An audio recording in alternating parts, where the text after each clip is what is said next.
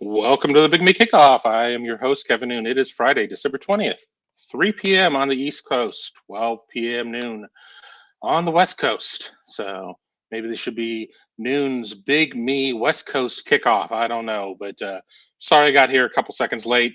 I was having a hard time getting my headphones to connect to the system, and I've also been sneezing for the last half hour. So if I sneeze during the show, I apologize. I don't know what's going on. I probably need to change the air filter in the house. That's what happens when you have pets. A lot of things going on today. College football playoff starts tonight. Indiana, Notre Dame, 8 p.m. ESPN. So looking forward to that. Right now, Ohio University and Jacksonville State are playing. Ohio University ran out to a pretty big lead, 27-7 at the half. Not been exactly as sharp in the second half. They are driving right now. It is at commercial, so we will not necessarily do a play-by-play of that game. It is on ESPN if you care to watch it. But 3 football games on today. That is exciting for me. And then lots of games on tomorrow. 3 college games in FBS, a couple of FCS games. Oh, and by the way, some NFL games. I don't plan on watching any of the NFL action out of protest, even though college football did move into the NFL's territory with, post Army Navy going to Saturdays. I don't care. I am a college football fan, much more than I am an NFL fan. I guess Kornheiser and Wilbon on PTI were like, well, you could play all 4 games on Friday, and they even tried to put a game on at like 11:30 at night or something ridiculous like that. Just tone deaf, out of touch garbage. As I'm opening up, it's not a beer, I promise. It is a Code Red. Just to wet the whistle, I have done a radio interview today, and I did another show for my other job over at Wager Wire. So the voice is a little spent right now, but you will get a good hour out of me, maybe 90 minutes. We will see. You guys control the conversation of what we will talk about. I'm going to go through some of the hellos and everything else, and then we'll dive right into it. So how about that? Gizmo, Zen is in the portal. Yes. Zen Mahalski just entered the portal as of an hour ago, 2 hours ago, or at least the report of him entering the portal. Sometimes the information gets out there before the paperwork is signed, the I's are dotted, the T's are crossed, but Zen Mahalski leaving the Ohio State program. We saw a little bit of action from him this season. He got injured, did not return to the lineup, just was not a great fit. You wish Zen all the best at his next stop. I don't think that he necessarily was in the long range plans as Ohio State going after multiple offensive lineman targets via the portal. I don't want to turn this really into a portal show. I don't even really want to turn it into a Zen show. I know that Tom and Tony, if they haven't already recorded it, are probably in the process of recording an instant reaction show to that. The podcasting channel is very active these days, so make sure that you're subscribed to our channel at youtube.com/Buckeye Huddle. Hit that subscribe button, hit that thumbs up, hit the bell. 6 out of 10 times, maybe the notifications will work and let you know that we're on the air. I've been told by lots of people that they don't always work, and I apologize. That is not something that we control. That is something YouTube controls. We do not automatically ring the bell or anything like that. They're supposed to do it. Maybe it'll get fixed. So we go there. McChickens give me Woodies. I should know this name by now. Bring on the handsome studs. It's just going to be me. It's just going to be me. Solo show. Just how I like it. You can always be the smartest guy in the room when you're the only guy in the room. And the most handsome. But I already knew that I was. So any of the single ladies out there, call me. Bring on the McRibs and booze. No McRibs. Maybe a drink tonight. I don't know. You're like, oh, it's an 8 o'clock game tomorrow, Kevin. You could sit there and get, blotto and not be an issue. You know what? I've got a job all day, and that's called watching football. I need to watch the other games. My plan is to watch the 12 o'clock game, the Penn State SMU game from home. If that game gets out of hand in the fourth quarter, I'll head to Ohio Stadium, so I'm in place for the Clemson-Texas game. If not, maybe miss the beginning of it, listen to it on the radio. Got to have the satellite radio. It's important for me. I don't listen to a lot of over the air radio. I do have a lot of friends who work in sports radio. I try to listen now and then, but I'm much more of a music guy. If I'm in the car, I need to listen to music. Other drivers stress me out with their bullcrap, so the music calms me down. So that's what I do. Need to have a McRib eating contest. I don't think we could get Tom and Tony to agree to that. They take themselves way too seriously. Nah, I mean, but seriously, I don't think I could see one or both of them just turning their nose up and being like, no way. Or that we would have to do like a Whopper competition as well. And I don't want to eat Burger King. But if I didn't have to eat fries, I've eaten two, no problem. I could probably eat four, four, I think. Yeah, I don't want to go any higher because then the super chats come out. Then the super chats come out, and somebody with more money than good sense is going to be like, "Here's $200, eat five." And when we did the pickle competition, that was the night of the media party. I couldn't go to the media party. My stomach was a little upset. I mean, I wasn't dying. I didn't die after eating. Everybody's like, "Oh, all the sodium. You're just going to, we're going to have to take you to urgent care or whatever." None of that happened. I had an upset stomach for an hour or two, but it was like, "Oh, you really shouldn't go to the media party." Well, I don't want to miss a media party.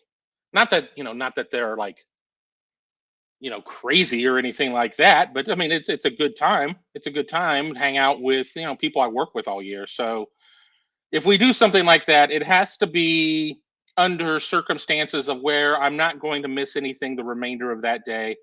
And if things go really awry the next day. Let's just keep going. Doug Shepard hasn't watched the NFL in over a year. One of my part-time jobs, it's gotta have a lot of money to live this lifestyle. It ain't easy to live in this mediocrity. Is producing Browns post-game shows. So I've watched every Browns game this year. And needless to say, I won't have any postseason games to cover or to produce. So that's problematic in terms of making money. It's okay in terms of getting my Sundays back. Merry Christmas, Kevin and chat. Merry Christmas to you as well. Happy Hanukkah, Kwanzaa, Festivus. I don't know if I've left out your holiday. I apologize. Certainly inclusive here on the Big Me kickoff. Need more cowbell. I need an air fryer at work so I can watch Huddle and cook my lunch. I need an air fryer too. I found one that I really liked. I'd even saved up a little bit of money for it, and then I had to buy something technical for work.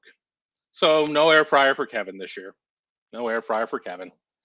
My back is itchy as hell. I don't know what is going on. I'm sorry. Just deal with me as I scratch my back, or I'm going to be frustrated the whole show. Jordan Kapler, chicken nuggets eating contest for Tony. Only if they're dinosaur shaped. He will only eat his dinos and not the T-Rexes because he's scared of them. Glasswing jumps in. No ketchup for the chicken nuggets for Tony. I agree. I mean, it's a chicken nugget eating contest, not a ketchup eating contest. This isn't like Nathan's, where the Nathan's Coney Island hot dog contest where you're dipping them in the water. That's gross. You have to eat them as is. I didn't sit there and like eat my pickles with like cheeseburgers. Kevin's too chicken to do the Tudor's biscuit challenge I proposed earlier in the season. Kevin hasn't been anywhere near a Tudor's biscuit. If Ohio State goes to the national championship game,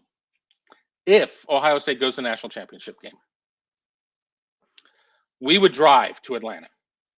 It just makes too much sense for three people, save the airfare, get a rental car, and do that. We would go by a Tudor's. We would go by a couple Tudor's.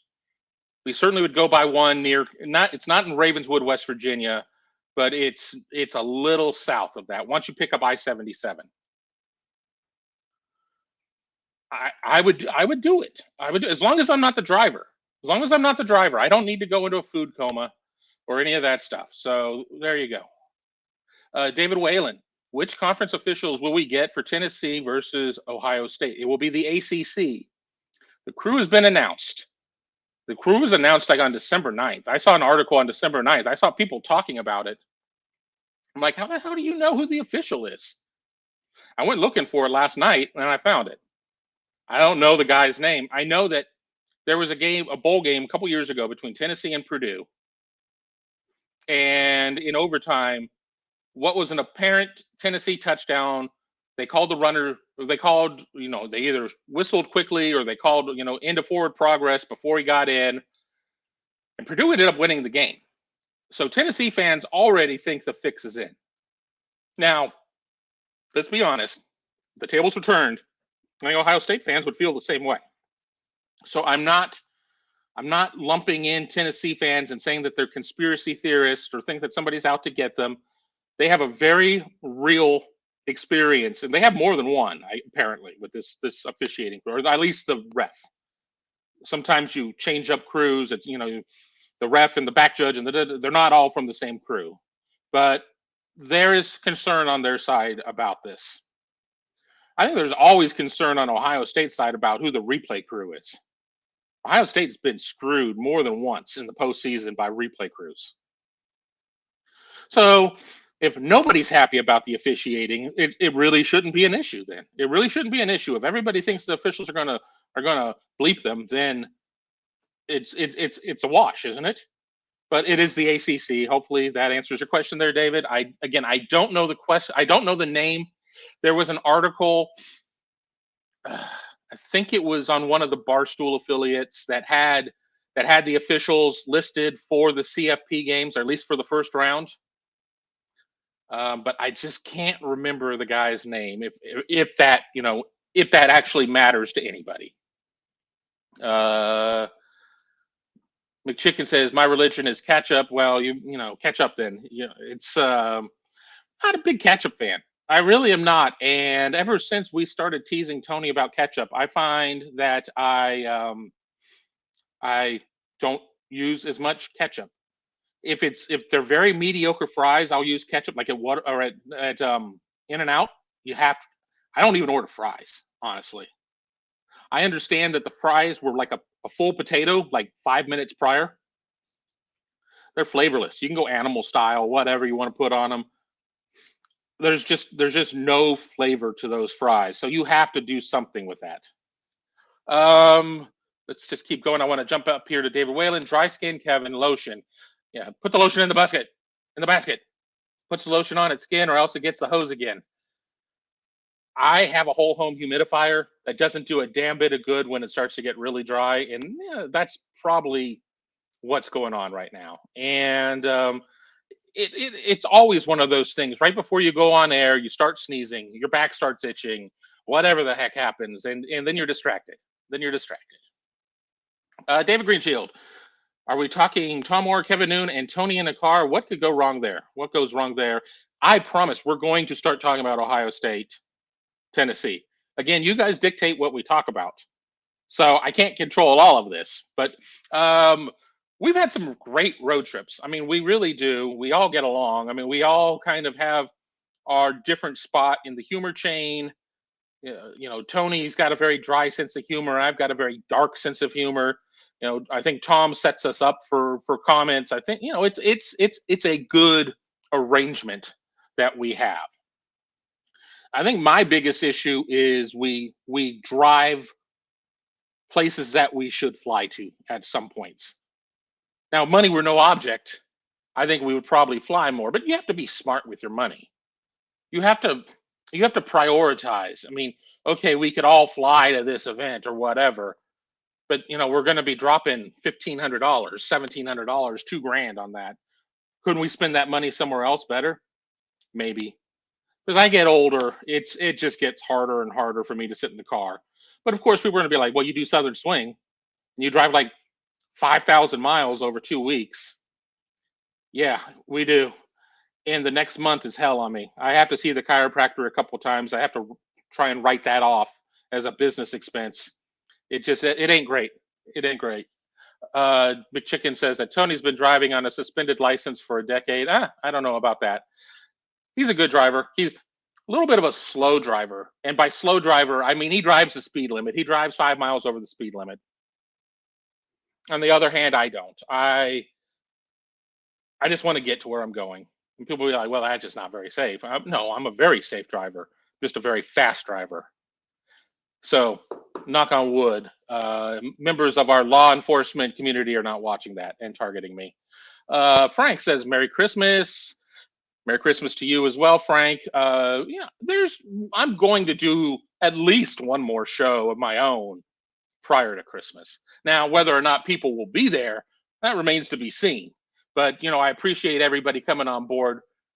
Wrapping up show number 5 of 5 in a week. This is a damn record. I didn't do a show for 6 months.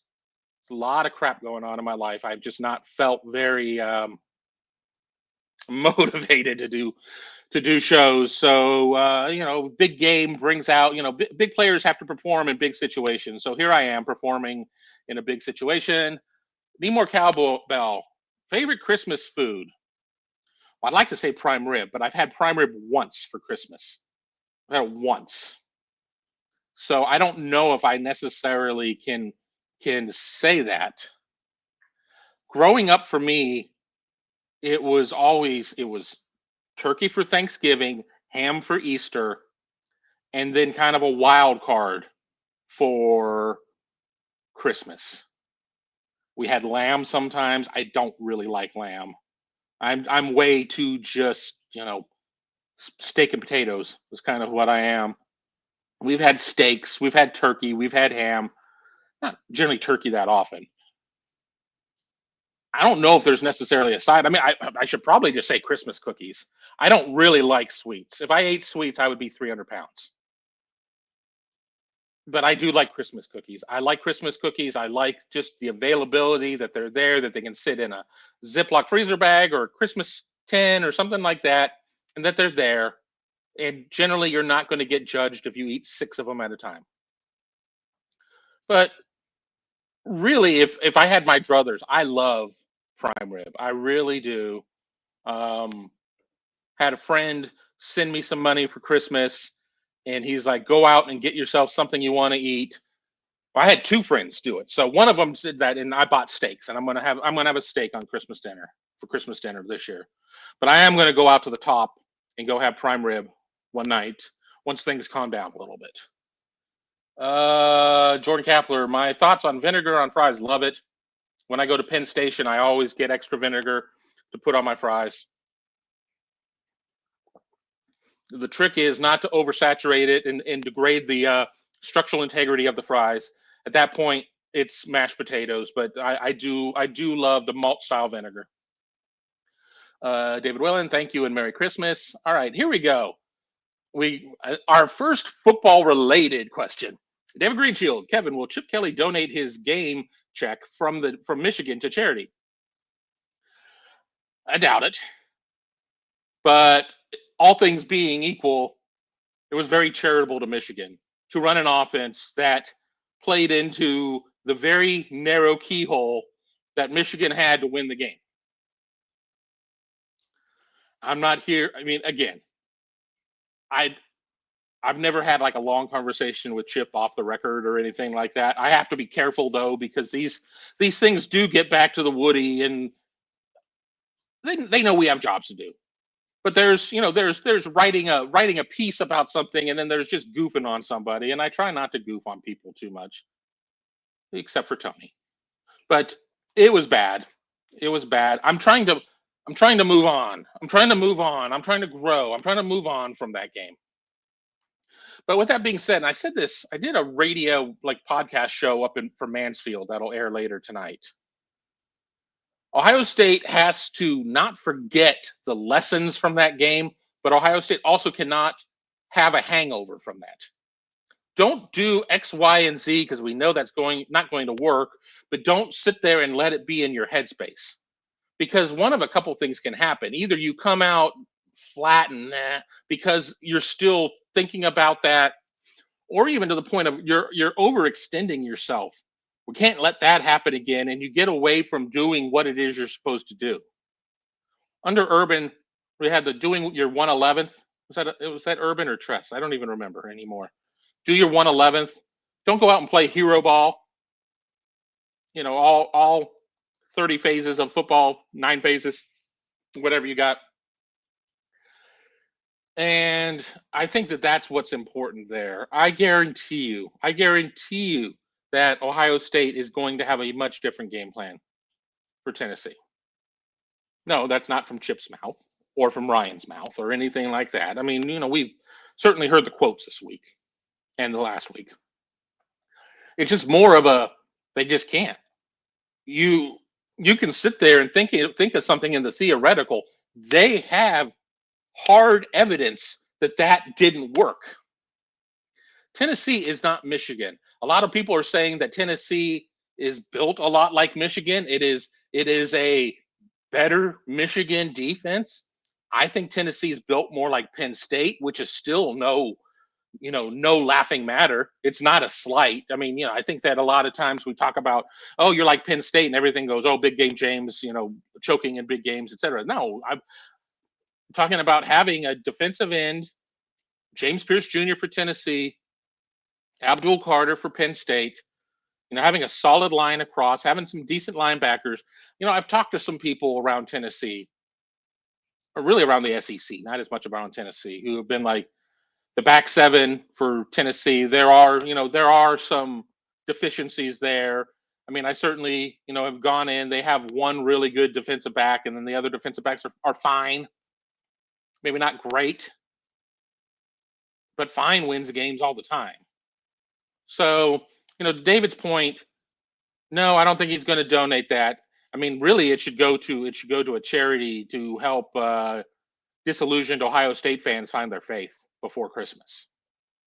You know what would help that too? A convincing 2-score win. I know then the people are going to be like, oh, well, we got to go against Oregon now. Oregon beat us by 1 at Oregon. I know that Ohio State is not the same team in terms of losing. It lost Josh Simmons during that game. It lost Seth McLaughlin prior to Indiana. But I don't know what level Ohio State has to get to get the vast majority of the disillusioned fans back. We're talking about this on the Mansfield interview as well. Ohio State could win the national championship. Ohio State could win every game by 20 points. Every game by 20 points. There will still be people that will not be good enough. I grew up in the Ohio State-Michigan rivalry being the end-all be-all. I never saw a win as an undergrad at Ohio State. Never. I saw a tie. E. Gordon Gee told me that was like the best win ever. A freaking tie. So, I mean, I get it. But I also understand that there are, there are other goals out there too. Ohio State-Michigan record is always going to be huge. There's always going to be a wiki page, multiple wiki pages that are going to be dedicated to that. They don't put up placards inside the ring of the stadium for wins over Michigan. They do for national championships. So do with that as you will. Everybody's going to have a different opinion. I'm not here to tell you how to think. Because if I had that power, I would be a lot happier. I don't know. Let me just keep going through here. David Greenshield again. Thoughts on Will Howard in a big game? Should we expect a mistake or two? I think a lot of that depends on how Ohio State is playing. Which comes first, the chicken or the egg? Which comes first? A Will Howard mistake before the team gets playing and we know what's going on, or the other way around? Does Will Howard make a mistake because he's pressing? He's pressing to get things started for the Buckeyes. Yes, we have seen first drive mess ups. We've seen second drive mess ups. But I think that there's a better chance if Ohio State comes out and gets up 10-0 in the first quarter. And that's just a big if. I don't want any of our great Vol fans who've been watching us, and I'm way behind on chats because, once again, I'm producing my own show, and that just kind of happens, to say that I'm giving them no chance. That's not fair. I'm giving them a chance, of course. But if Ohio State comes out and is up a couple scores, and then he can really focus on throwing outside the numbers and some things like that, maybe the mistakes don't happen. I think a lot of his mistakes are mistakes of effort. not mistakes of just being, I don't know, careless. So I put in one of my pieces that Ohio State can only commit one turnover in this game. I don't care if that's, if Ohio State is +3 in turnovers with, +5 -2 to make +3, that's fine. But I think that if Ohio State commits multiple turnovers, we get a lot of, here we go again, here we go again. Seen this before. And I think that that sinks in a little bit. So yeah, Will Howard has a clean game. That's a big plus in Ohio State's column. It's been a minute since he's played a completely clean game, but again, not all turnovers are the same. But the turnovers that we saw against Michigan were by far some of the worst. Were by far some of the worst that I've seen. That happened at bad times on bad parts of the field, etc., etc., etc. Glasswing, Christmas with the Noons, unwrapping gifts, drinking eggnog. Sounds great. When should we tune in to YouTube? I'm home alone. There's not going to be really anything. I don't even have a tree up this year. So I do not have any plans of being on YouTube on Christmas Day. I can assure you of that. I think a lot of what my scheduling plan will be is determined by what happens on Saturday.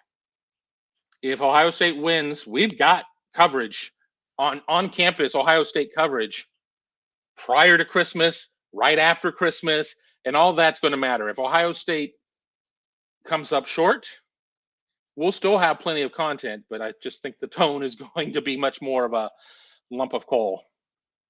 Gary K, good afternoon, Kevin. Merry Christmas and Happy New Year to you and the family. Hopefully it'll be for us all Buckeye fans, for all of us Buckeye fans after tomorrow's game. Absolutely. I think that if Ohio State wins, a lot of the disappointments of the last several years will not evaporate, but will be at least pushed aside a little bit. It's not going to necessarily make up for the missed kick in 22 against Georgia, et cetera, et cetera, et cetera. And the good thing, bad thing is these games are so close to one another. There's not another 3 weeks of build up and just this intolerable amount of waiting and everything else. I mean, Ohio State would play again on New Year's Day. On New Year's Day, if Ohio State wins. So it would go from the 21st to the 1st. So it would be a quick buildup. And the plan would be, if Ohio State wins, I would be ready on the ground in LA to cover by the 29th when interviews start there. So 29th, 30, 31st, and then you play on the 1st. I mean, it's so it would be good. It would be good. Gary K, we are having prime rib in our house for Christmas. Got a deal on a nice prime rib for next week. Deal here in California, but not anywhere else. I'm jealous. I love prime rib. I think it's so good. I'm a medium rare plus. As I've gotten older, I used to be like, oh, I could eat rare, like eating steaks too. And I want it to be cooked a little bit more. I'm never going to be somebody who's going to be like medium well. I promise you that. I could eat a medium well steak. I ain't going to be happy about it. But I've had people in my life who like medium well, and quite honestly, there are just times where you're cooking multiple steaks, like 6, 8. It's like they're all just going to come out the same temperature, and you're just going to have to freaking deal with it. And generally, that temperature would be medium. But you go from that. Cowbell, I gave my brother-in-law a box of steaks for Christmas, and he nearly cried. I mean, there are some great steak delivery places. I know the first place everybody thinks about is Omaha Steaks, and everybody can have their own opinion about that one. I'm not judgment-free zone. I'm Planet Fitness right now, without the fitness, and I'm not here to judge. There's one called Cow Steaks, KOW, that I really like their stuff. Of course, Snake River Farms is really good. Oh, there Butcher Box. I ordered stuff from Butcher Box. I really like them. And then there was another one, like right couple 3 years. It was prior to COVID, right before COVID. So I guess 4+ years ago that I ordered from once and really liked their product. And then I just had to cut out a lot of expenses. So the gift of steaks, fantastic. So cowbell, very, very, very considerate gift. Very considerate gift. Right, here we go. Jeff, what will the run versus throw ratio be in this game? I'd like to see 60-40 throw versus run. We got to open things up. I think it depends on if Ohio State tries to play the edges and does some of those quick throws to the edges. Those are considered runs largely.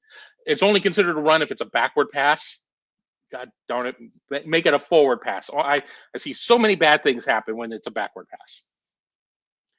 I would say 55-45, maybe up to 60-40. They do. If Jeremiah Smith is not targeted a dozen times, there needs to be a congressional investigation. If Emeka Ibuka is not targeted 10 times, the same. If Carnell Tate is not targeted 8 times, the same. They have to do these things. I think this could be a big game for the tight end, though. I think it's something when you're still trying to see what Tennessee is doing with the box, if they think that they can stop the run with a light box, if they're bracketing Jeremiah, whatever, whether or not it's G. Scott Jr., Jelani Thurman, Bennett Christian, whoever, even Will Kazmarek, who's more of a blocking tight end. I think that there's going to be a couple of releases to tight ends out of, either from being attached on the line or maybe even lining up in the pistol. I don't know, but I think that yeah, you need to throw the run open. You need to throw the run open, and even with that, outside zone. Outside zone.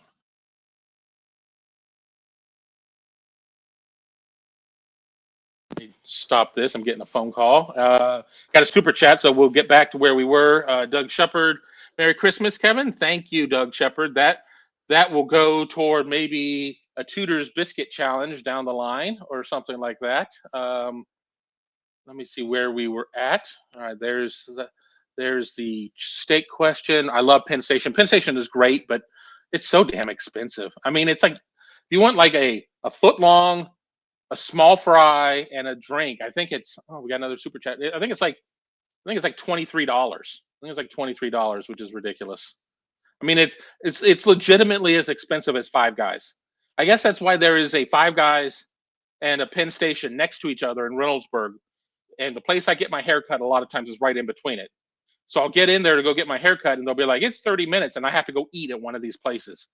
And haircuts, what the hell happened? They used to be like $14. They're like $30 for like the basic one. And when you don't order the MVP or whatever, they look at you side-eyed. I know that they have quotas and they need to hit that. And if you're able to sell the $45 cut versus the $30 cut, and you tip 20%, you're going to get a bigger tip on all of that. But I don't have much hair to begin with. I have one of those head shaver things. I've never used it because I'm terrified I'm going to miss a spot and nobody's going to tell me for a week. And I'm like, seriously look like an idiot. So, and I just kind of like having the chance to go in somewhere and talk to people because I work out of the house. So I don't go into an office. So sometimes it gets to be a little lonely. Omar Austin, do you think this game's over or under the points total? Love the under here. Happy holidays, brother. Love the show. I did a show for WagerWire earlier today, and I really love the under. Now the under keeps moving down. I think it's at 45 or 45 and a half. I got it at 47. And I have a 3-legger, and let me tell you, I only have 1.5 units, and my unit's $5. So I only have $7.50 on this 3-legger, so there's not a lot of money on it. I'm making more money betting on Ohio University than I am on Jack State, and I cashed it out before everything went awry. I have Ohio State, Tennessee under, Penn State money line, Texas money line. That's my ticket. And that's all I'm going to do on this round. That's all I care to do. I think that one's going to come in. I think I'm going to turn $25 or $7.50 into $28 or something like that. I don't know. It's not great, but it is what it is. So I love the under. I wouldn't touch anything. If it gets into the 44s, I'm starting to get nervous. I'm starting to get nervous at 44. I know there are a lot of times I'm like, oh, this is going to be a low scoring game. 2006, Ohio State, Michigan. Two of the top defenses in the nation. 42-39. Granted, it wasn't 20 degrees outside. It didn't feel like it was 12. But sometimes we think we know more than we actually know. But I like the under. Or let me put it this way. I would not touch the over. I would, under no circumstances would I touch the over. Omar says that he got it at 45 and a half. I don't think that's terrible. I don't think that's terrible. I put my score prediction in, and I'll get back up to where we were in the questions. I have 24-13 Ohio State. 37 points. So yeah, you could have written that down to 40. Doesn't mean I'm confident that that's going to be the exact score. Hell, if that was the case, I'd throw a couple bucks on an exact score bet. But 24-13, which seems to be a little bit odd for a team in Ohio State that nobody feels very good about field goal kicking. I just think that they're going to have one that they got to take. I think points are going to be at a premium. And points are going to be at a premium. And there's being aggressive and then there's being stupid. And you need to take some sure points where they are. 4th and 1, 4th and 2. Okay, go for it. 4th and 6 for a 31-yard field goal. You might want to take the points. Now, the super chat, Wayne Taylor, Kevin, here's to you and all you have provided this year. Maybe you get a couple stocking stuffers for your Christmas holiday. That'd be nice. It would be nice. Everybody wants to have something something to open up on Christmas morning. So I bought myself something I need technically for work, and I also bought a new set of sheets because adulting sucks. Adulting sucks, but I needed a new set of sheets, so I went and got that. I would have had more fun. I would have had more fun getting an air fryer. I would have had more fun going out and buying myself Top Golf gift certificate or something else. But got to be responsible. Got to be responsible. Gary K. Since you're originally from the West Coast, Kevin, speaking of prime rib, have you been to the House of Prime Rib in San Francisco? If not, a must to visit at least once in your life. I've been to San Francisco once. That's when Ohio State played Cal. I did not go there. I did go to Fisherman's Wharf, and I went to the famous sourdough bread place and really enjoyed that. I went to the Mission District and had some really good tacos. I did not go to the prime rib place. And I will tell you something that us West Coasters love, tri-tip. I love tri-tip. I would love to find a really good tri-tip if Ohio State wins the game. I'm really trying not to speak in absolutes. That is superstition. You've heard me say this before, and unless you're new to the show, superstition is like the ultimate amount of being conceited. This game hinges on what I do alone, but I am very superstitious. So I've not worked ahead. I don't have anything in the system for anything beyond this game. Because what happens if I'm right? And I am the guy. I am the linchpin. I can't take the slings and arrows from Buckeye Nation if I F this up for everybody. Joe, if Nico started for OSU and Will Howard started for Tennessee, what would the team's respective records be? I feel like the other quarterback is a better fit for each team's offensive style. I think that Will Howard, Tennessee's 10-2 right now. Let's look at the losses. I think Will Howard leads them to a win against Arkansas. Can I sit there and say that Will Howard leads them to the win they had against Georgia? I don't know. I mean, I've studied the hell out of Tennessee, but I've not studied that question. So, this is one of these questions that I see and I have like 10 seconds to think about it as I'm reading it. Nico at Ohio State. Yeah, I mean, we have this whole thing. Ohio State needs to have a quarterback who can be mobile and run and everything else. But Nico has some mechanical things that he's still working on. Nico has to be at least 93%. I'm making up numbers here. 93% in the right footwork and everything else. He cannot improvise. He's not somebody who can make that off balance throw. That is just not in his game yet. I've been very complimentary of Nico throughout this week of buildup, though. I think Nico is very talented. I think Nico will be in New York at some point in his career for the Heisman ceremony. I'm not saying he's going to win it. It's hard.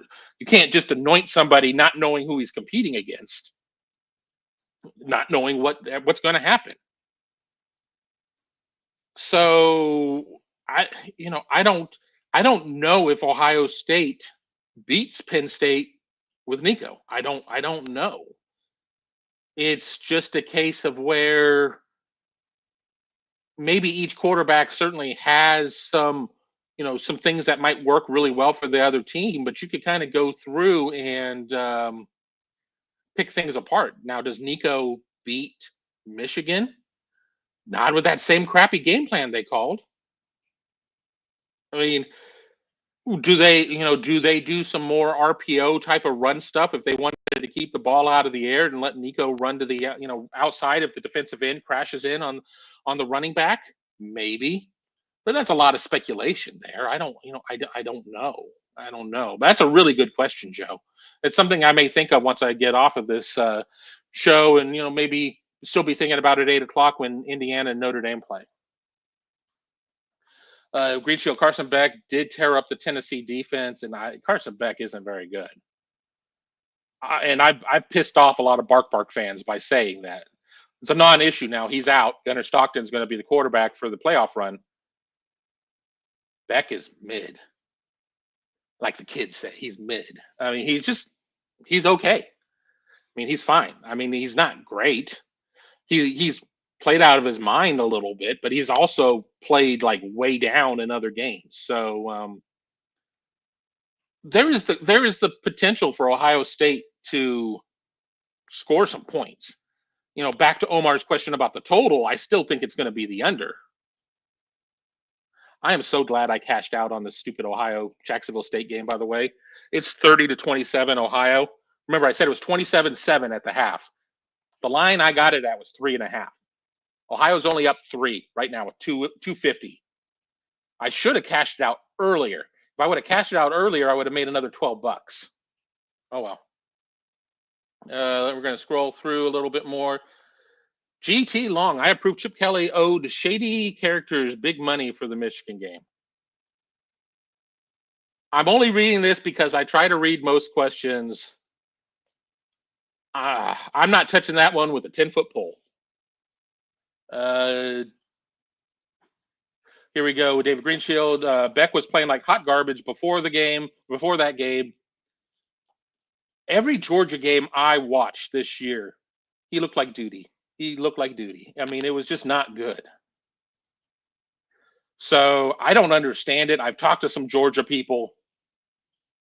That's the thing with working in a network for so many years. I know a lot of people in this industry, and that I'm not name dropping because I hate that crap.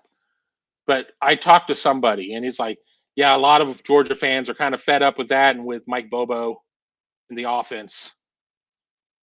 And they certainly have talent coming in next year, but Beck he's not it. David Whalen. One last question, Kevin. What happened to the OSU punter, Aussie, that would be Nick McClarty, who could punt the ball out of the stadium? He's still learning how to be a punter. Punting, and I'm not a specialist. I don't pretend to be a specialist, but it's about more than just kicking the bleep out of the ball. It's about hang time. It's about direction. It's about a lot of things. How many, where did the term out kicking your coverage come from? That has nothing to do with field goals. And we do love the statement about, the really hot wife and the ugly dude, and he outkicked his coverage. But if you punt it 70 yards and you're only set up to cover it like 45, I've seen the 70-yard punt that gets returned 52 yards for a net of 18. And it's like, well, just set up your coverage more. It's not that simple. It's amount of, what kind of running start, the amount of time that the return team has to set up its blocks, everything else like that. So McClarty's still learning that. I know that they're still having an open competition in all of the specialist positions to put themselves in the best position possible. I do not expect to see a ton of hammered punts in cold weather. I'm not saying this is like a baseball game and it's a day game, the ball is really carrying. But there is something to it. I mean, if you're kicking through, the air is just kind of heavier. There's more, humidity. There's more moisture in the air, and it's just not going to travel as well. So I would expect to see McClarty next year. But to your question, David, he's still learning the finer points. Again, it's you bring in an Australian rules football player, a rugby player. It's very different type of situation, and we all love seeing the footage of the guy going to some high school soccer field and kicking and denting a car a mile away. But that doesn't always, work. So that's my thought on there. Lisa Sims here. Hello, Kevin. Tennessee is on. Tennessee is on what? Maybe I missed the reference, but I'm 20 minutes behind on my comments. I'm sure Lisa's hit us back there, so we'll get caught up. David, yes, he's a punter, not a kicker, but that's the story there. Oh, here we go with Lisa. Tennessee just left and is on their way. Rocky Top is coming. Going to be interesting to see how many Tennessee fans end up showing up. Yeah, this is around the time that a team would leave. Your goal is to get into for like just a game. In a lot of ways, this has to be viewed as just a game because it's an on-campus and everything else. You're not having a apple eating contest and then a trivia contest and then shooting basketball against each other. There's no bowl activities. So your goal is to get in about 5 or 6. So that would make sense. That would make a lot of sense. As for how many fans are coming, I've heard all the stories too. I've heard all the stories. Oh, they got the pre-sale code. There's going to be 40,000. No, they're not. I would be very shocked. I learned a long time ago never to say never, but I'm saying mostly never. I think 20,000 is fair, and look, that's impressive over the fact that Tennessee's allotment was 3,500 tickets, and that includes the band. The band comes out of that. So to go to the open market and get 16.5, I mean, let's just get nuts. Let's just get nuts. And Tennessee brings in 25,000. That's almost a quarter of the shoe. But you sit there and you're like, 25,000, that is a huge number. Not when it gets diluted out against 79,000 partisan Ohio State people. I mean, so there's going to be a lot of Vols fans. I urge everybody who's going to the game, be nice, be a good representative, treat them as you would expect to be treated on the road. It's good to have fun and a little razzing and everything else, but I can't tell you how many times I read these BS stories on message board sites elsewhere about we went to Ohio State and they murdered my grandmother, and then they stole our infant son, and then we got peed on. I mean, just a lot of malarkey, just a lot of BS that comes out. But I also do know that at every place there are jerks. So I just urge everybody's going to be there. Be nice. Be nice. If Ohio State wins, don't be a jerk. If Ohio State loses, don't be a jerk. In short, don't be a jerk. Paul the Vol. Hey guys, Kevin, how's it going? It's going well. Hope you're doing well. I did a show on WagerWire this morning with a friend of mine who lives in Knoxville who said it was really cold in Knoxville this morning when he went for his run. Probably about the same temperature it is here. So hope everybody's bundled up. If you're making the journey up to Columbus or have made the journey up to Columbus, hope you have a good time. As I just said a minute ago, I hope everybody shows Tennessee fans a good measure of respect. I mean, I know that Ohio State fans for tailgating are generally very good with road fans, except Michigan, rightfully so. I don't know what the tailgating scene is going to look like. I have no idea. I have no idea. I haven't even reached out to my buddy who has a tailgate because I don't want to get pressured to go. I love seeing him and his people, but it's going to be cold and I'm soft and I just don't want to deal with that. Robert Howard, are you expecting about 35 to 38 pass attempts? If Tennessee is able to run its offense that goes largely through Dylan Sampson in a lot of ways, I don't know what the number of total plays Ohio State is going to have on offense. It's going to keep the clock running. It's going to keep, obviously, the Ohio State offense on the sidelines. 35 sounds maybe on the highest end of the correct number range, 31 to 35. I think 38 sounds maybe a little high. I think that for Ohio State to get to 38 pass attempts, Ohio State would have to really, really shut down Tennessee on third down. And I'm not saying that they can't do that, but I'm just saying that that's something I think that would have to happen to get to that number. And I'm not saying that Tennessee is Northwestern and going to come out. It's like, we're so terrified of the Ohio State offense that we are going to snap the ball with 2 seconds left or whatever. Tennessee is going to do what Tennessee does. Northwestern ain't in no bowl game. Tennessee is in a bowl game. Tennessee is in the college football playoff. Tennessee is 1 seed line below Ohio State. You don't go in and try and change your stripes at that point. But if the offense really is Dylan Sampson, a lot of Dylan Sampson, 28 runs with Dylan Sampson to keep the clock rolling, how many offensive plays is Ohio State going to have? 60? 62? I mean, again, things that I don't necessarily have the number for. And I think that one of the things too is that the less passing attempts Ohio State has to a point, we're not going to talk about the Michigan game. We've talked about the Michigan game, but if Ohio State doesn't have as many passing attempts, is it because the running game is working? If Ohio State doesn't have as many passing attempts, is it because Ohio State has built a lead and is just trying to get through the clock? That, those are other elements on there. And again, I am not predicting anything. I give a score prediction, but a lot of that is based on numerical data I looked at and just how I may be feeling on the day that I write it. So, Robert, I can't say for certain.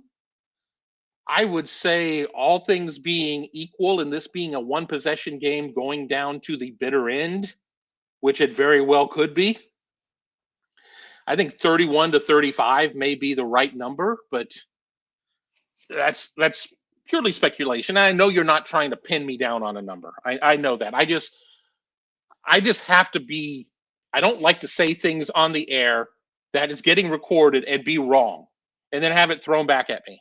So yeah. Mozart's Ghost, back to the haircut conversation, uses a Flowbee. Well, of course, if you wear a powdered wig, it doesn't matter what the hell you do there. Maybe I should wear a powdered wig. Maybe. Let me keep scrolling through. David Greenshield picked 24-20 Ohio State. And it looks like Ohio University is in victory formation, will win the game by 3, which means I would have lost that bet. So I'm glad I sold it. Or I didn't sell it, but I cashed out. I made $8 on it, but I didn't lose 25. So I guess that's fine. Wingman Ted, Clemson and the points seem safer than Texas money line. And I just got a text from Tony. I hope you cashed out. I did, but a little later.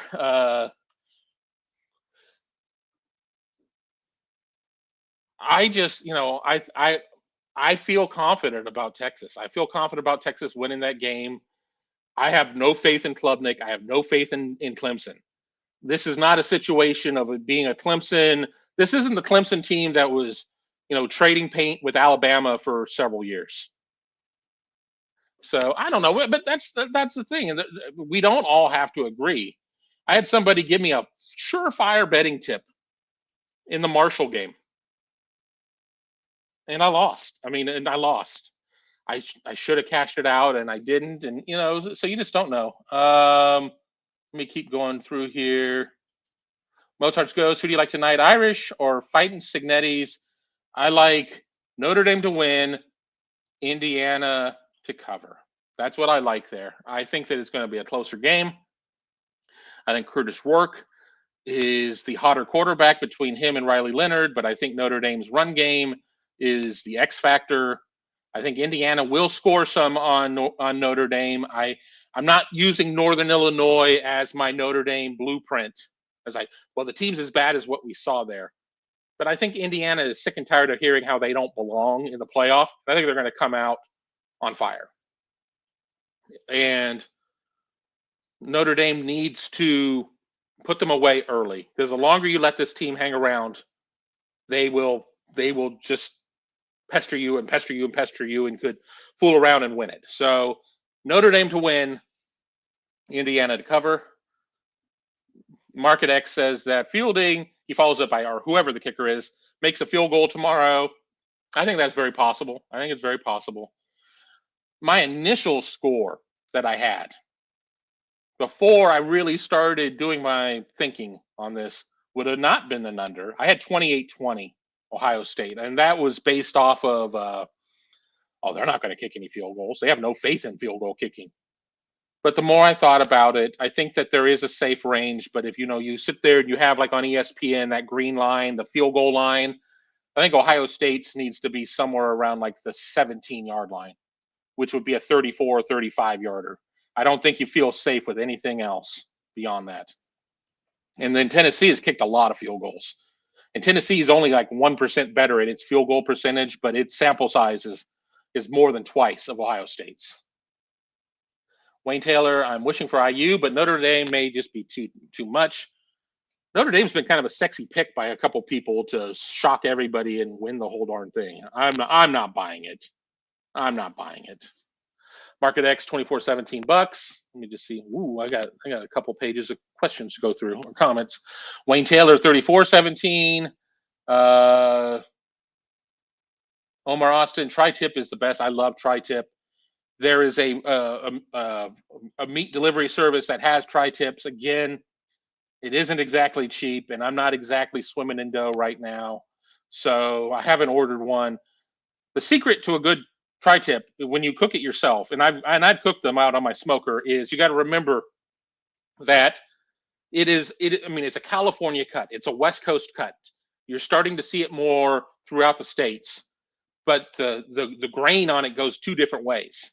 So you have to make sure that you are aware of that, and you cut it the right way, because it's really easy to screw up a tri-tip, because if you don't cut it the right way, it just becomes a gummy piece of crap.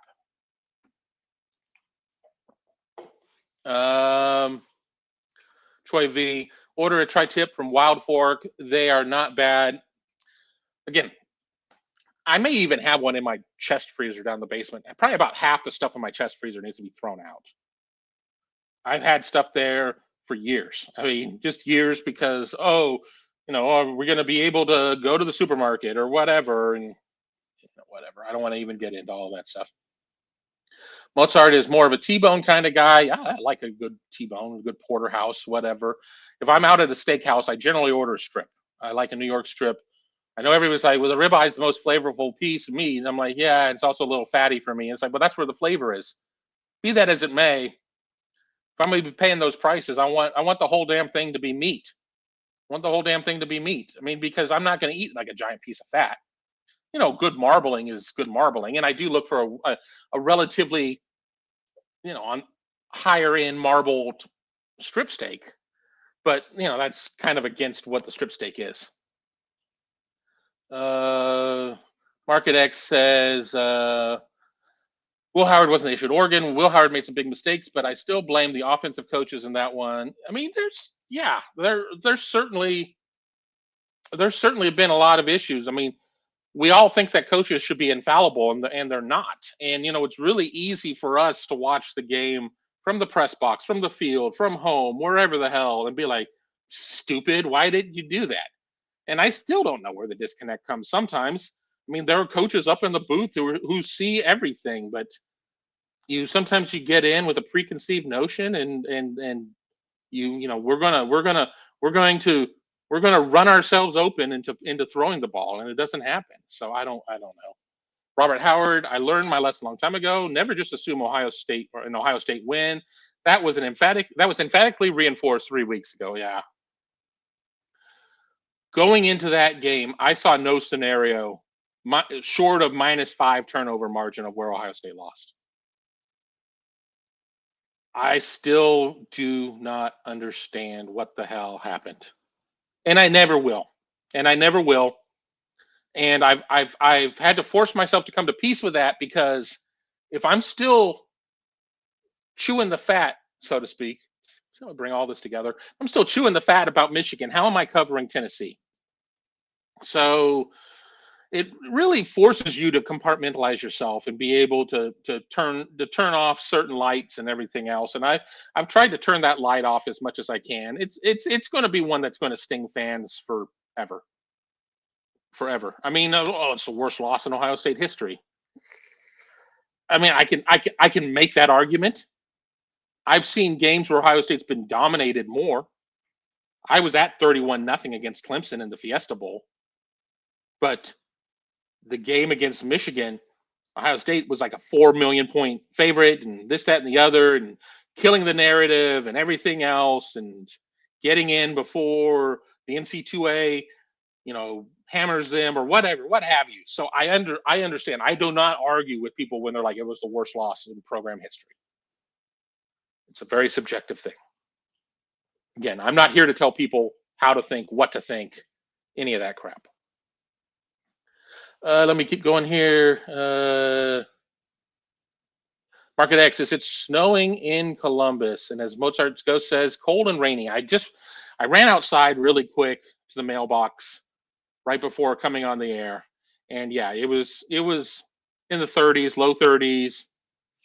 The air was wet. It wasn't. I mean, here I live out on the east side. It wasn't raining, but like the driveway was wet, so it either rained or it's just so much humidity in the air that it's just causing that. Doug Shepard, absolutely love a big tomahawk steak cooked over wood. I would love to get like a real offset smoker, but one, I live in a community where we can't have fences. Two, I'm on my second patio since I've lived in this house. The first one I did with pavers, and it was a piece of crap. I didn't build it, so I'm pissed about that. The company who built it, we guarantee our stuff for life, went out of business 4 years later. So I have another one built, and I just don't have room for any more devices out there. But yeah, I mean, a big tomahawk steak cooked over wood sounds fantastic. All I want to do now is cook a steak. I'm going to have a steak on Christmas. I've already said that. I actually bought a 3-pack, and I really would need to, when I'm done with this, get the vacuum sealer out and freeze the other two, and just one, and one, or maybe even cook one tonight. I don't know. I don't know if I feel like it. I don't know if I feel like the house smelling like steak for 3 days. Let's just keep going through here. CNT reminder, it's why I'm trying to be positive from now on. I cost us the game because I didn't sit in the correct seat. Superstition. Exactly. Thank you. I would super chat you if I could. Thank you. Favorite shirt, favorite hat, where you sit, what you drink, what you eat. You cross your legs or you don't cross your legs. If you sit there and you touch the light switch 6 times before the game, all of that matters. All of that matters. Thank you. All right, now that I'm done with that outburst. Steve, do I think Day and the Buckeyes are ready mentally? They better be. I don't think they have a hangover.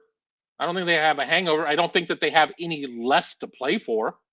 You can't go back and play Michigan to beat Michigan. You can't go back to play Michigan to get into the Big Ten championship game. You can't go back to Michigan to get off of this 8 line. Your path to keep playing is beat Tennessee and then continue through the bracket. Tennessee, Tennessee, Tennessee. That's all that matters. So mentally, I think they're ready. I felt that the team was ready. The players were ready to beat Michigan, to play Michigan. Unfortunately, the game plan on the offensive side of the ball wasn't. But what we haven't talked about, what gets a pass and shouldn't, is how horrible, and I guess we talked about kicker a little bit, how horrible Ohio State's special teams were.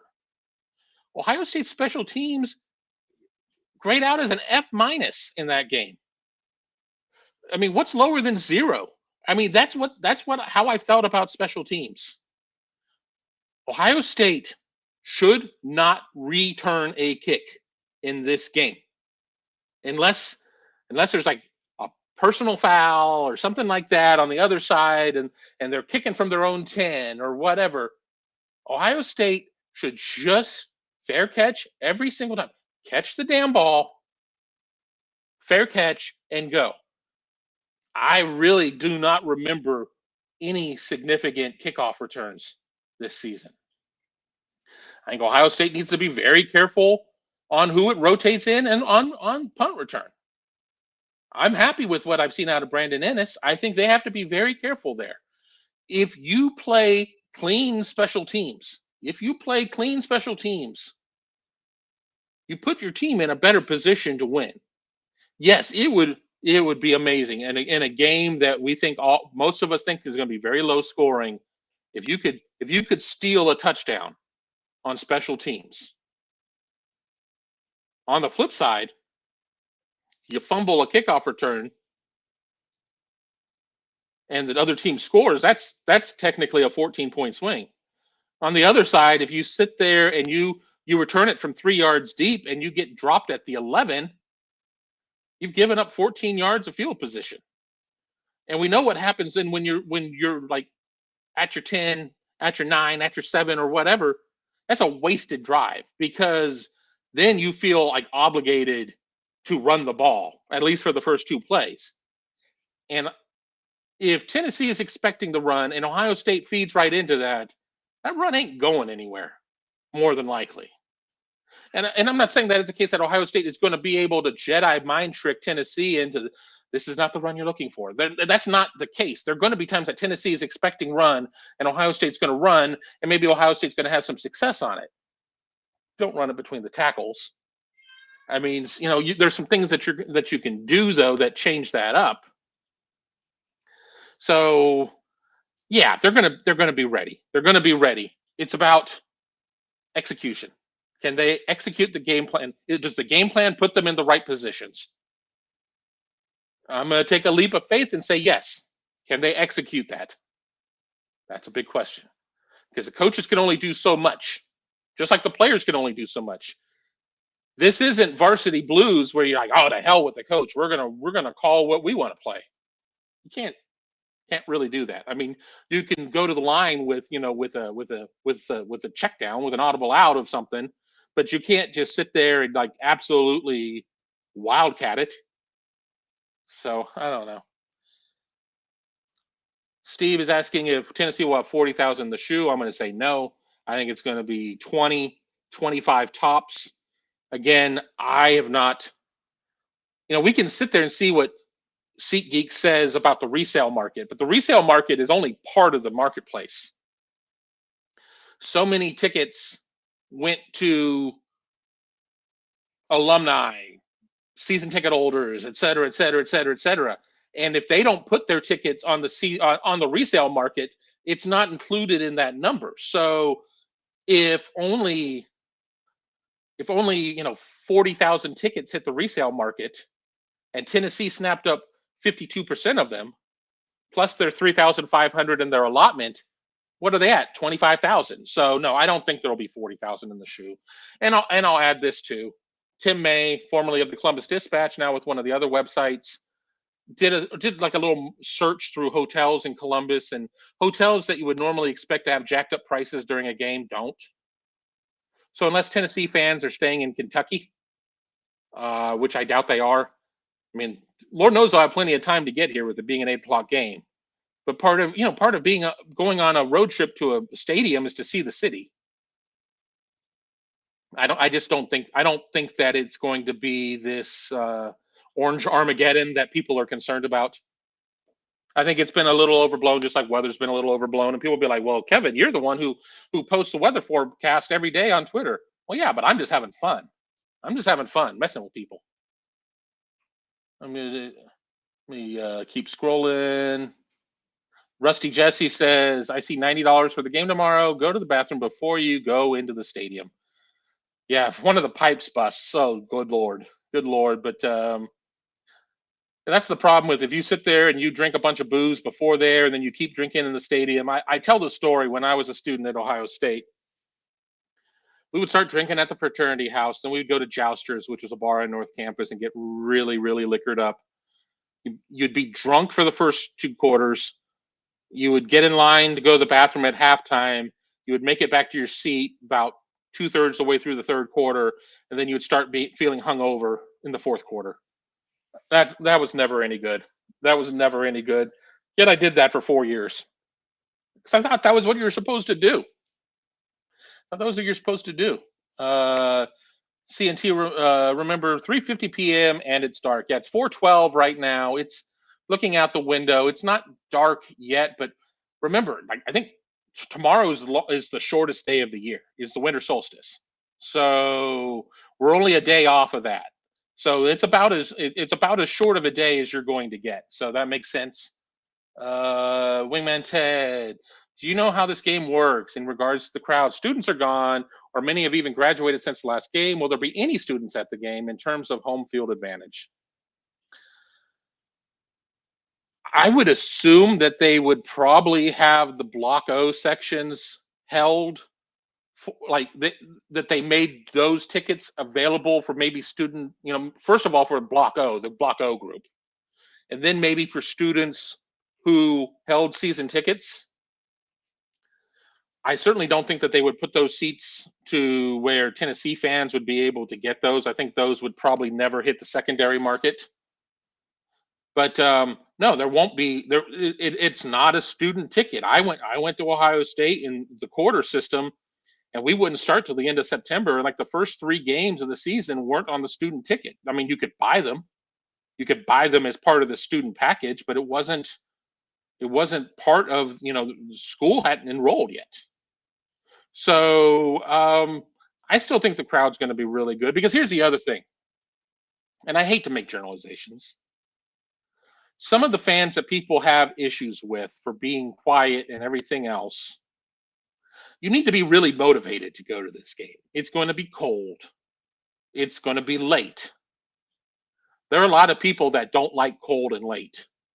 So will we see the most motivated fans at the game? Quite possibly. I mean, this isn't a ticket that just ended up on your season ticket, a throw-in or anything like that, to where it's like, well, hell, we may as well go. We have the ticket. You had to actually go out and purchase this ticket.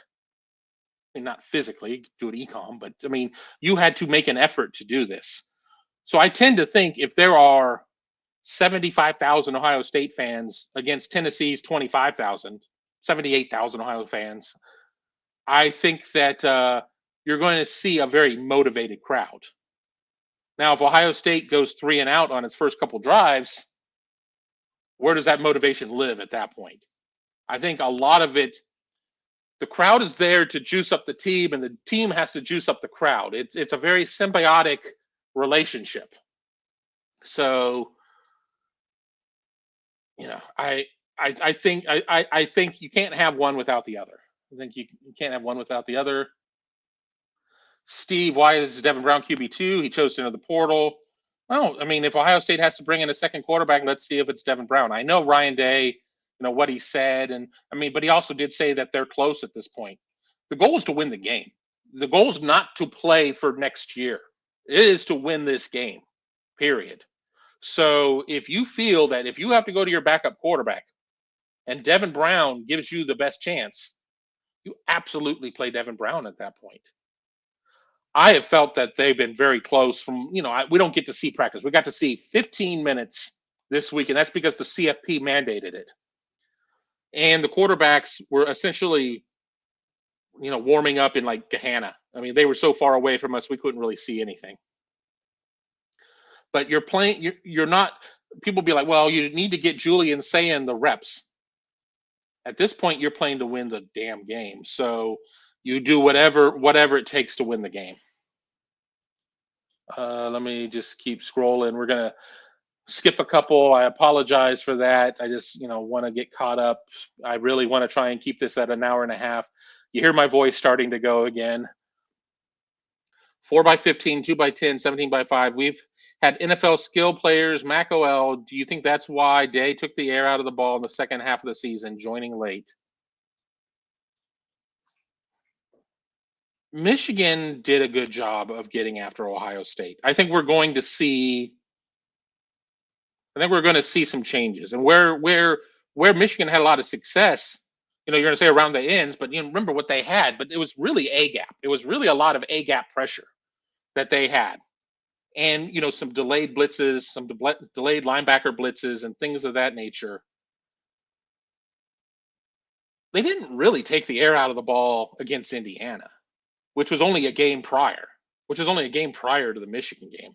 I just think the Michigan game was just really bad calculus. I think it was just really bad calculus. And one of the things that they have to protect Will Howard to the point of where he can get through his reads.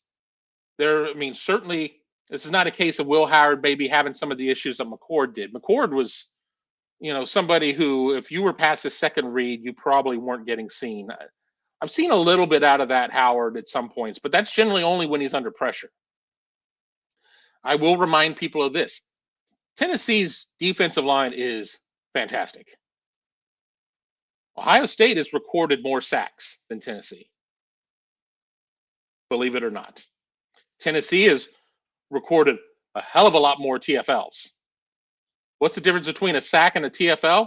Well, when it comes to, turning 1st and 10 to 2nd and 16, nothing. You're off schedule and in trouble and probably going to end up punting. So I wouldn't get too caught up in sack versus TFL and everything else there at that point. But with that being said, if Ohio State is able to protect Howard, they're able to roll the pocket, they're able to do some of these things, they should be fine. And I think Will Howard has had it just drilled into his head that he target Jeremiah, target Emeka, do these things. And there will be open receivers at times. There will be times that Jeremiah is bracketed. There will be times that Emeka is bracketed. Tennessee's got helmets and shoulder pads and football scholarships too. They're a really good team. So it's going to be an interesting chess game. But the one thing that I keep saying, the one thing, there are a lot of things, but one thing we've really not talked about a lot is Ohio State's defense and how well Ohio State's defense has played. And Nico has had his moments. He's a different quarterback on the road in conference play. Vanderbilt notwithstanding. And that Vanderbilt game was weird to begin with. They spotted Vanderbilt a 14-0 lead, a freaking kick return, everything else. It was odd. And then they come back and they get into the 30s and they take care of business. But Nico, whether or not it's the crowd, whether or not it's who they played, there's no sin in losing to Georgia, no matter how I feel about Carson Beck. Losing to Arkansas wasn't great. People are going to say, well, losing to Michigan at home wasn't great either. And I'm going to say, exactly. But we're talking about Tennessee at the moment. You sit there, you look at some of the games. They were tied with Florida in regulation, won it in overtime. Oklahoma's the only top 20 rush defense that Tennessee's faced, and Oklahoma held Dylan Sampson to by far his lowest numbers in a game that he actually was used. He wasn't really used in the UTEP game. That wasn't necessary. He was used in the Oklahoma game, and I think he had 3.8 yards per carry, well off of his 5.8. So if Ohio State's defense is able to flex its muscles, and I'm going to say this, and I put it in one of my probably in multiple pieces, and I hope everybody's reading my content over at BuckeyeHuddle.com. And if you're not a member, check us out. $4.99 for your first month. Sign up now. It would be fantastic if you did. You would get all the way up to the day before the national championship game. Hopefully, Ohio State gets there. We don't know. Over at Buckeye Huddle, I went into the commercial and I kind of forgot what I was going to say. It's just that Ohio State's defense has really done a great job of keeping opposing running backs from getting going. You can go back to the Michigan game. Yes, Kalel Mullings had that one late run of like 20-some yards that ended up setting the ultimate game winner. That was a problem. But we're looking at two teams of Ohio State and Tennessee that do not allow explosive plays. You're going to have to earn things. If you're expecting Ohio State to go on a bunch of 9 routes and hit Jeremiah on a 75-yard touchdown pass, probably not in this game. Probably not in the cards. But I don't see that happening in the other direction. But when Tennessee went against Oklahoma, the Sooners, who have a putrid offense, did a great job of keeping Tennessee in check. Now, I do the numbers the way I do because you cannot necessarily take the Ohio State schedule and the Tennessee schedule and say, well, all things being equal. Ohio State has played a couple of top 5 teams. Oregon, Indiana, Penn State, all top 5 teams. Tennessee avoided a couple of teams on its schedule. When you end up getting Kentucky and Mississippi State and some of that, but Ohio State got Northwestern and Purdue, so you end up with some bottom ranked teams. Tennessee plays 4 non-conference opponents. Ohio State plays 3. Tennessee had a better non-conference top opponent, I guess, in theory, with NC State being a Power 5 opponent, but Marshall won its conference, so that Marshall game wasn't like the worst thing in the world. So it's going to come down to who plays the cleaner, better game tomorrow. We could go through all the platitudes. I could tell you 50 reasons why Tennessee is going to win. I could tell you 50 reasons why Ohio State's going to win. I don't know. David Greenshield believes Penn State will play for the national championship. David, may I introduce you to a guy? His name is James. Big Game James. I know that they have pretty much a walkover into the semis. Can I introduce you to Big Game James? I just don't see that. AD, love you, Kev. 21-35 Tennessee. I want to get on this one. Love you too, AD. But I want to get on this one too. And I'm pulling up my spreadsheet. And here we go. I'm trying not to go longer than an hour and a half. We'll see if that happens.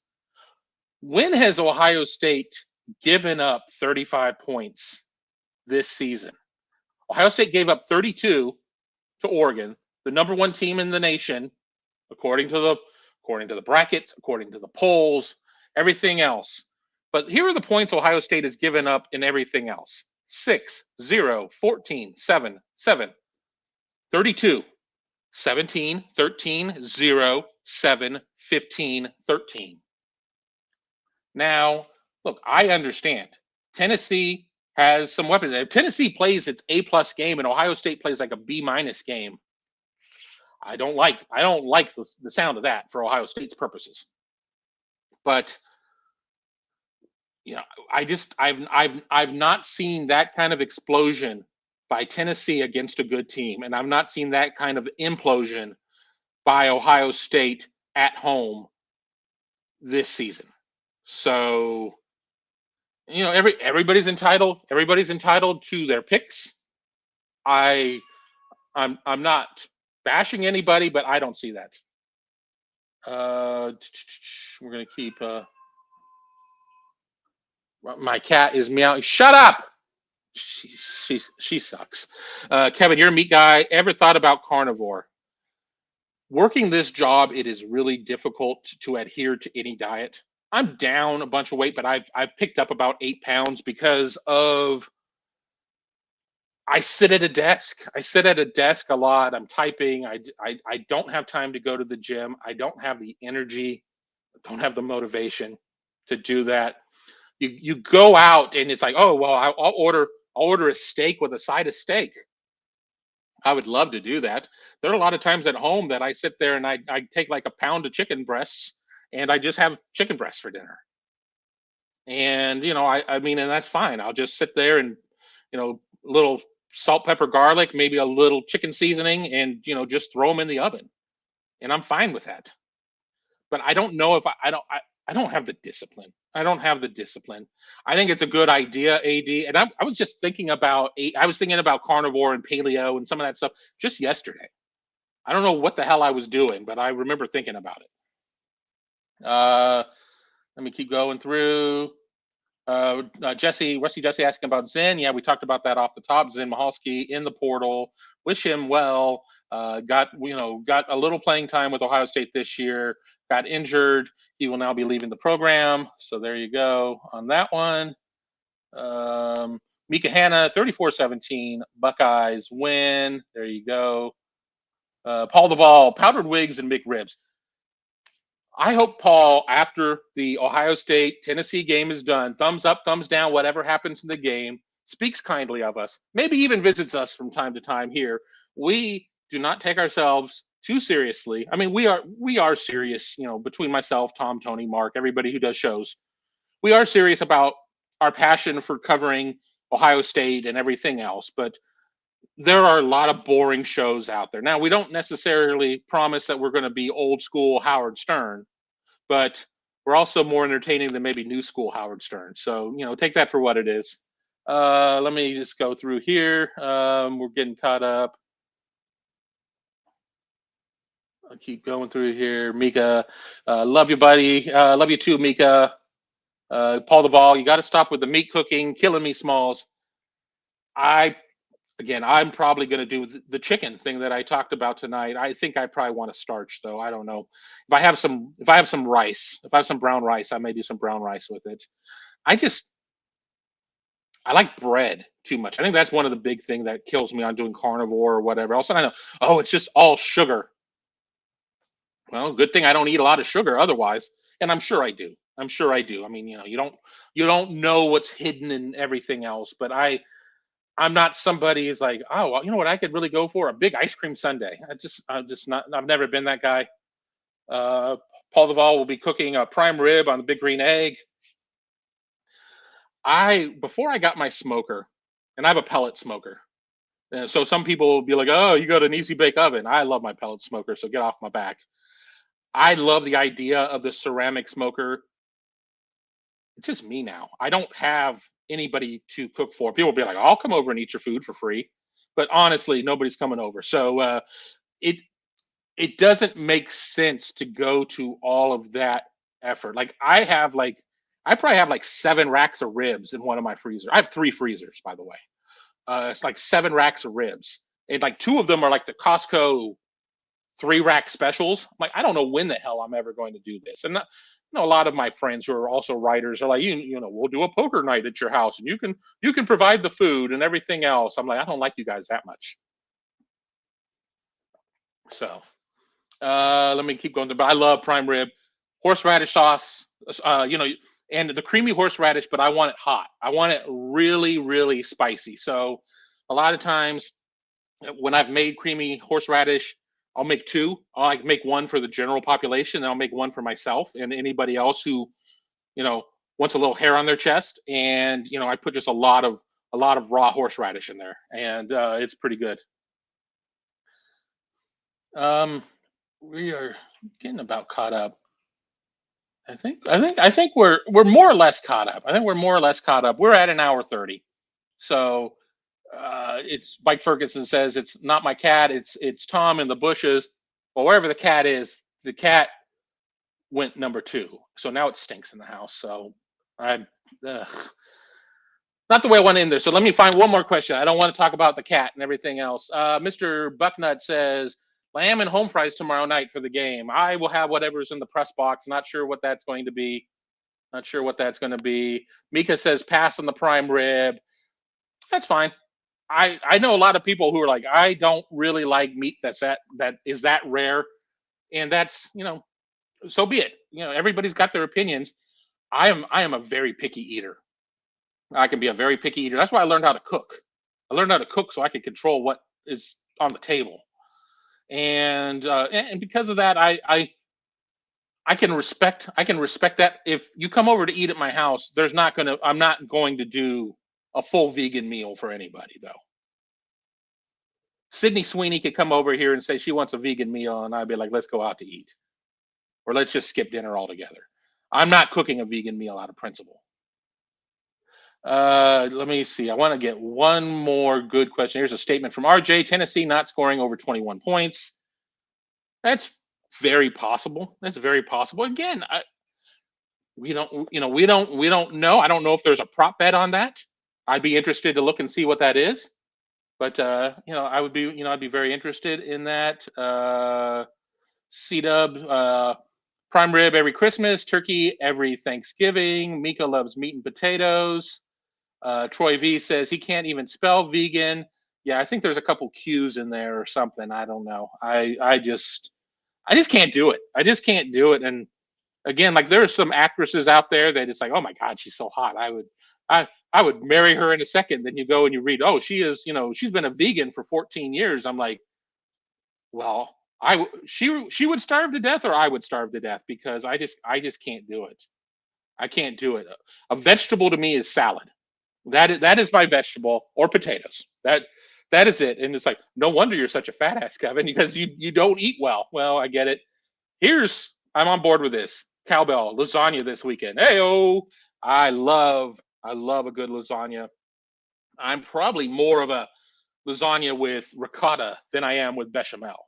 So there you go. Last question. Last question. Cat's running around, so obviously she took a dump somewhere.